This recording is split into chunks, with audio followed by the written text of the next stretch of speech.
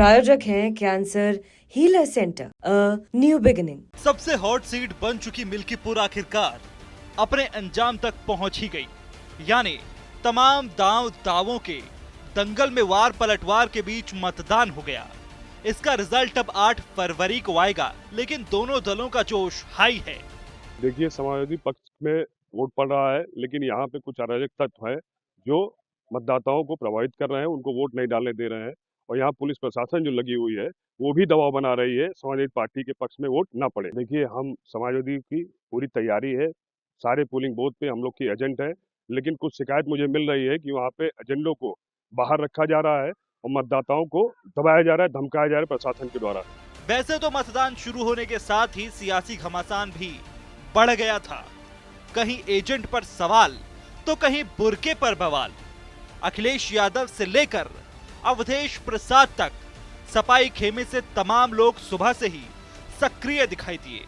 आरोप प्रत्यारोप के आगोश में मिल्कीपुर की चुनावी महाभारत खत्म हो गई। अब देखना होगा कि इस अग्नि परीक्षा में अवधेश प्रसाद और अखिलेश यादव पास हो पाते हैं या नहीं। लगातार भारतीय जनता पार्टी की बेईमानी, फर्जी मतदान, बूथों की लूट, अफसरों को छूट, पीठासीन अधिकार की मिली भगत, इसके सब के बारे में हम बहुत बोल चुके हैं, कह चुके हैं। ये भारतीय जनता पार्टी के दूसरे जिलों के छटे छटाए गुंडे, अपराधी दर्जनों की तादाद में आए हैं हर बूथों पर, और जो मतदाता मर चुका है, जो बेटियां शादी होकर अपने ससुराल जा चुकी हैं, जो लोग प्रदेश में हैं, उनके सब के वोट को बाहरी लोगों के द्वारा हर बूथों पर डरवाया जा रहा है। मतदान शांतिपूर्ण निष्पक्ष तरीके से चल रहा है। भारत निर्वाचन आयोग के निर्देशों का पालन करते हुए हम लोग प्रभावी कार्रवाई करा रहे हैं। हमारे सभी अधिकारी भ्रमणशील हैं और हम लोग प्रतिबद्ध हैं इस बात के लिए कि लोग अपने लोकतांत्रिक अधिकारों का प्रयोग करें, और हो रहा है। सर, क्या कोई संवेदनशील या अति संवेदनशील क्रिटिकल पोलिंग स्टेशन हैं, वहाँ पर हम लोगों ने पैरामिलिट्री फोर्सेज की तैनाती की गई और नॉन CAPF मेजर्स हैं, वो उनको भी लगातार लिया गया।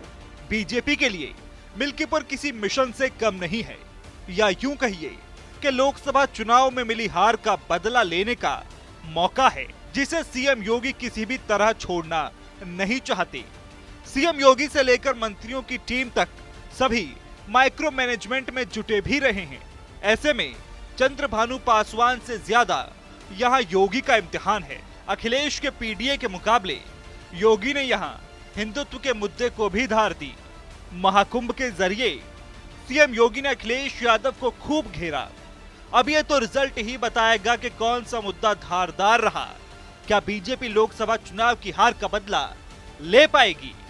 देखिए, मिल्कीपुर में जिस प्रकार का बढ़ा हुआ मतदान का प्रतिशत लगातार सामने आ रहा है, ये बताने के लिए पर्याप्त है कि लोग बिना किसी भय के, बिना किसी भेदभाव के निकल रहे हैं और बड़ी संख्या में वोट डाल रहे हैं।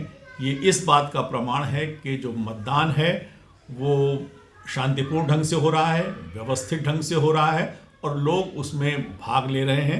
मुझको लगता है कि सामने हार को देखते हुए समाजवादी पार्टी इस प्रकार के अनर्गल आरोप लगा रही है। बहरहाल पासी बनाम पासी प्रत्याशियों की लड़ाई में सभी पार्टियों की प्रतिष्ठा का सवाल है मिल्कीपुर का चुनाव।